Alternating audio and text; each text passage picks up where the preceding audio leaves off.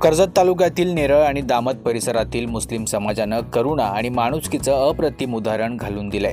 नेरळमधील राजेंद्र गुरुनगर भागात राहणारी कनिष्का लोभी ही मुलगी अभ्यास करत असताना दुर्दैवानं इमारतीच्या टेरेसवरून खाली पडली। या अपघातात तिच्या डोक्याला, जबड्याला, कमरेला आणि पायाला गंभीर दुखापत झाले असून सध्या तिच्यावर परळ येथील क्लिनिकल रुग्णालयात उपचार सुरू आहेत। डॉक्टरांनी सुरुवातीला उपचाराचा अंदाज सुमारे 25 लाख रुपये इतका सांगितला होता, मात्र हा खर्च आता 40 लाखांपर्यंत वाढण्याची शक्यता व्यक्त केली जाते। कनिष्काचे वडील नेरळ माथेरान मार्गावर टॅक्सी चालवतात।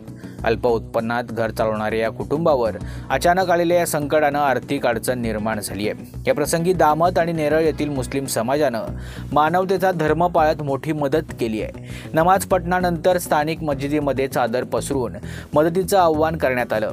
समाजातील अनेकांनी आपापल्या परीनं 200, 500, 1000 रुपयांचं योगदान दिलं। अवघ्या काही तासात तब्बल 2 लाख रुपयांचा निधी जमा झाला आणि ही रक्कम कनिष्काच्या कुटुंबियांना तात्काळ सुपूर्द करण्यात आली।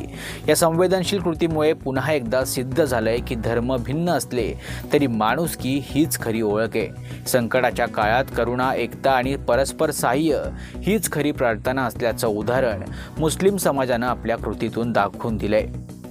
महाराष्ट्र न्यूज 24 साठी ऋषभ लोखरे, कर्जत।